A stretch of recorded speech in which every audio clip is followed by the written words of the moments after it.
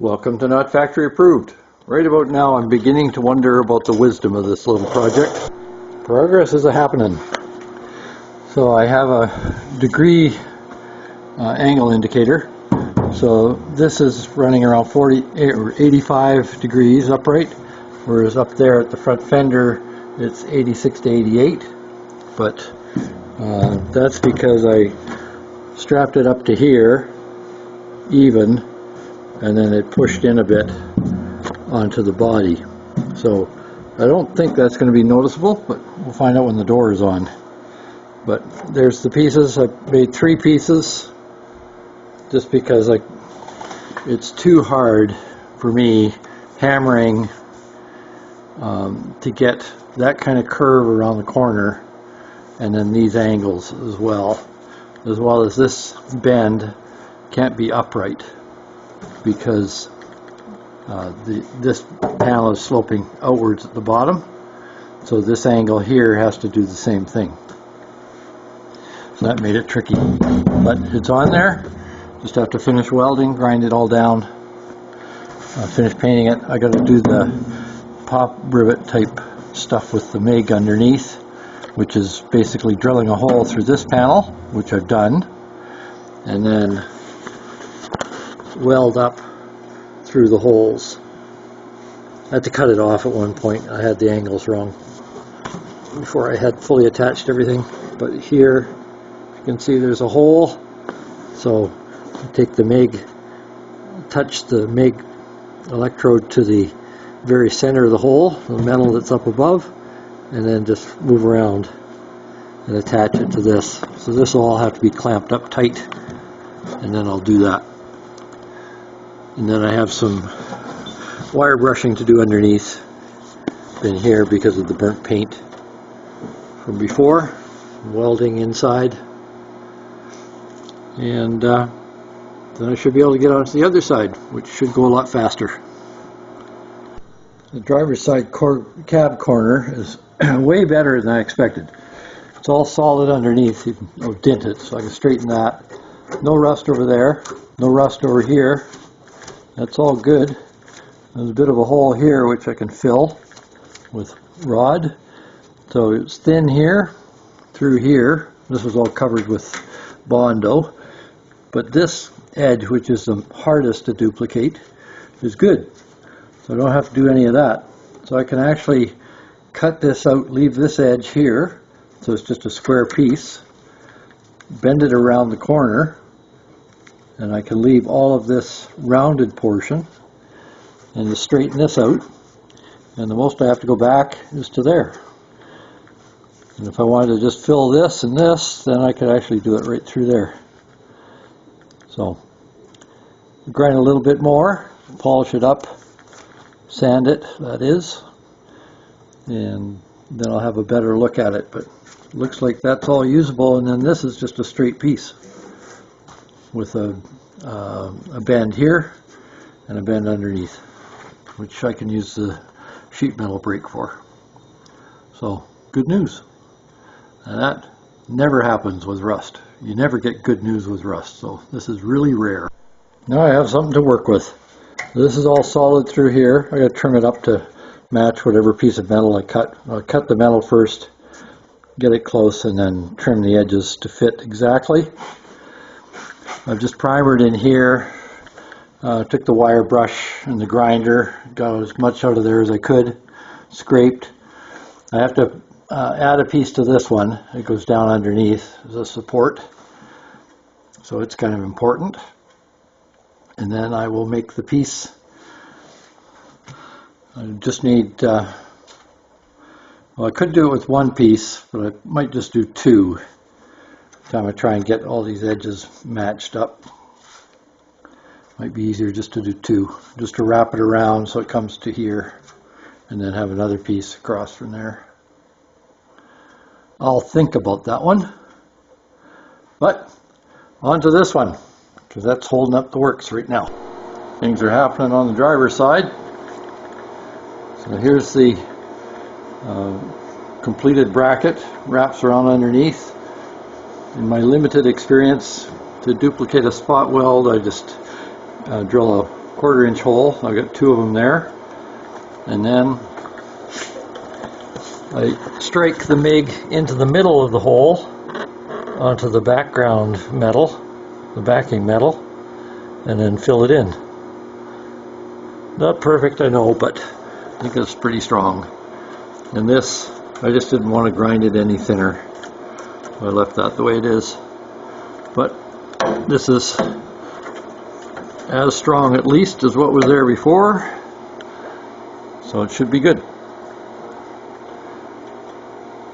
So I got to put a final coat on here just to limit the rusting, and then I'll trim up the piece and try and get the pieces ready for this back end. Now the next step, so I've taken some poster board, this sort of thin cardboard stuff, that's your friend in this, and I made a piece that would fit in there for how I had hacked things up to get solid metal.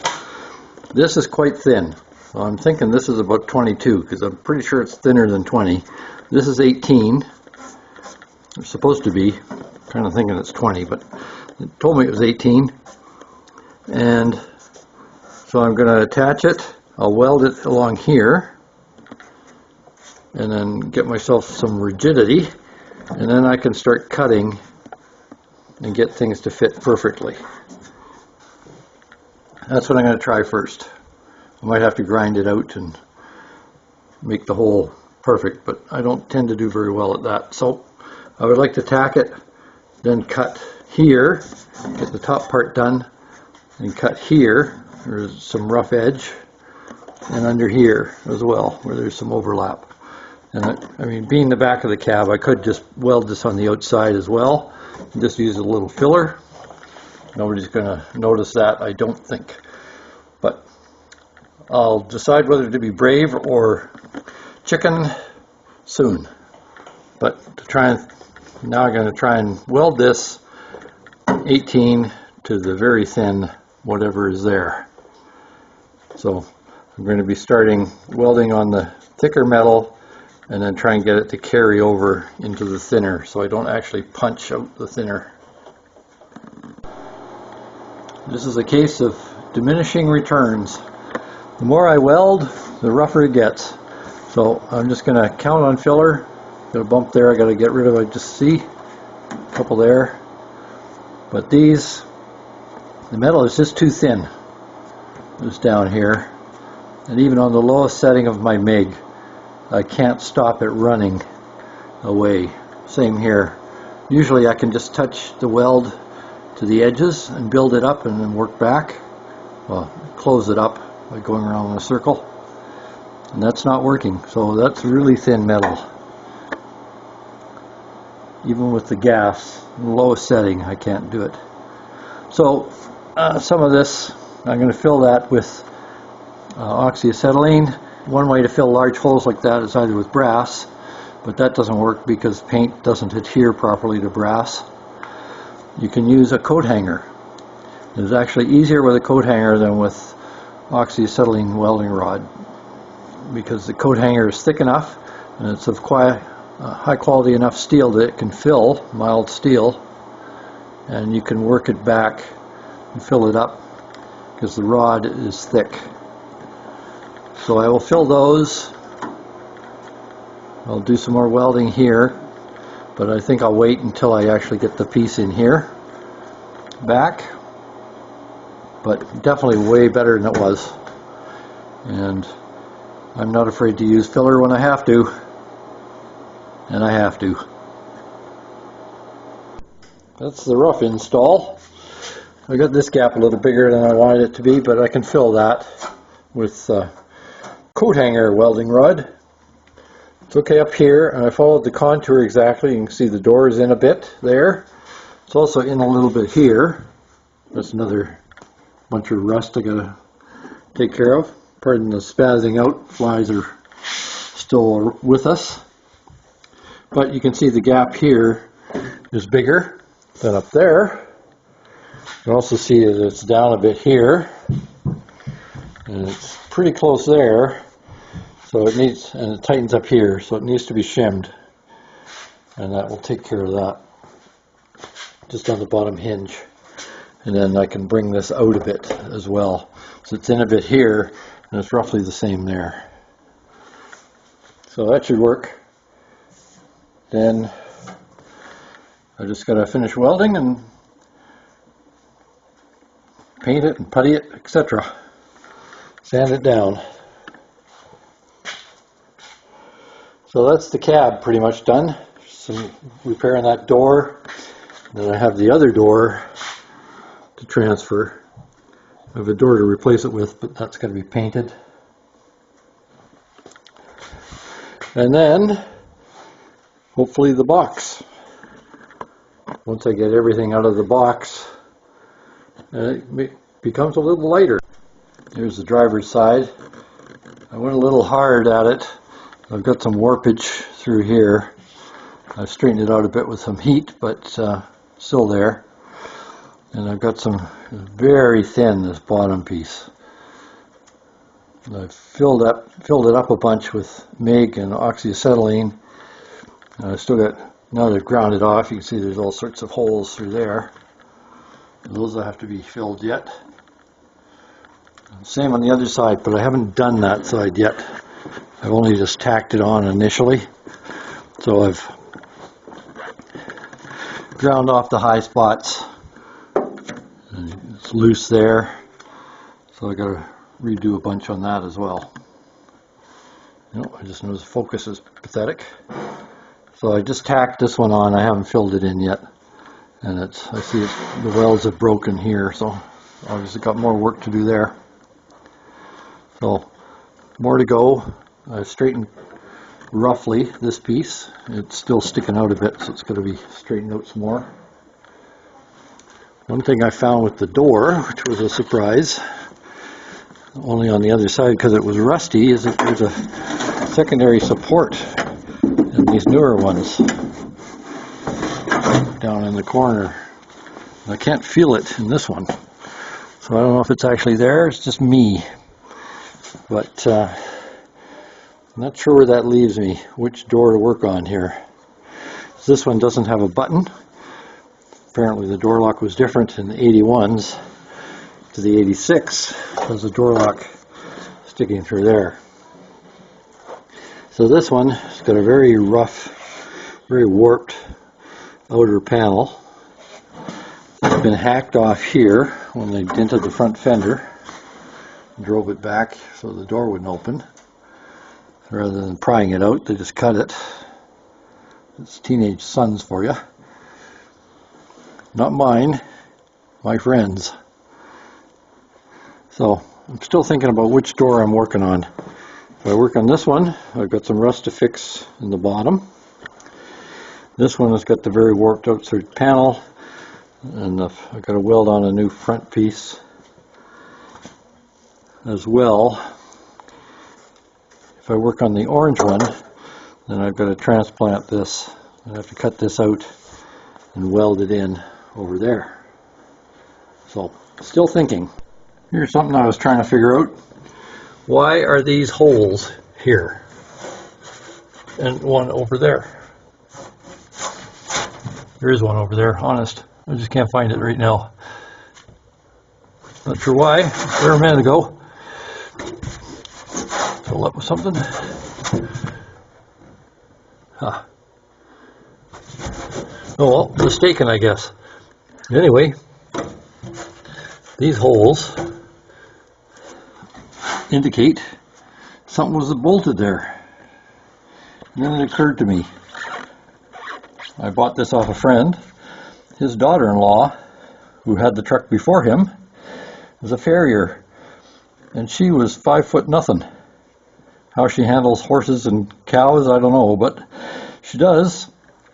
And this was a block so that she could reach the pedals. I'll betcha.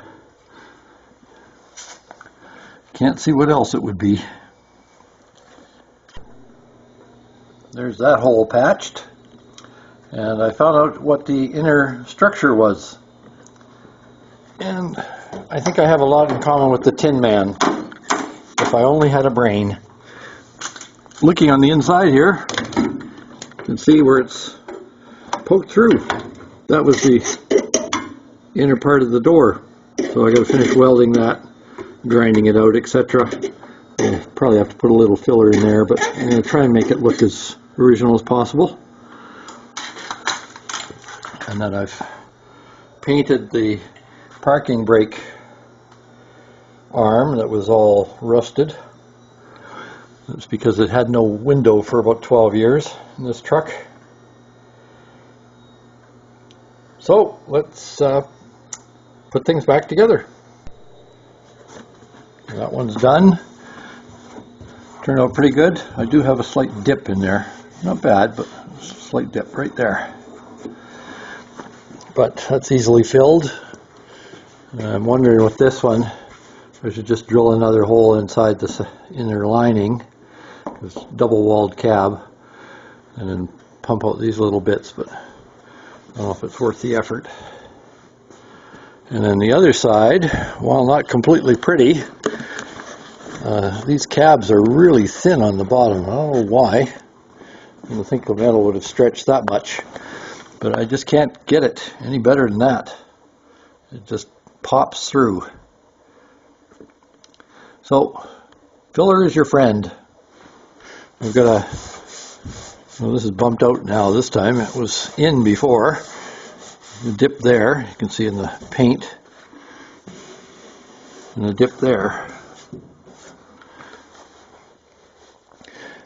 So I'll just make sure that nothing is sticking out too much. See if I can push it back in so I can fill that level.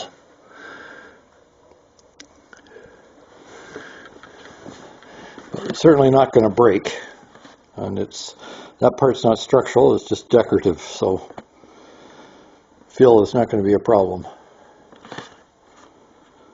Please don't forget to like, share, subscribe, or even notify, or any of the above, or all of the above. Thank you.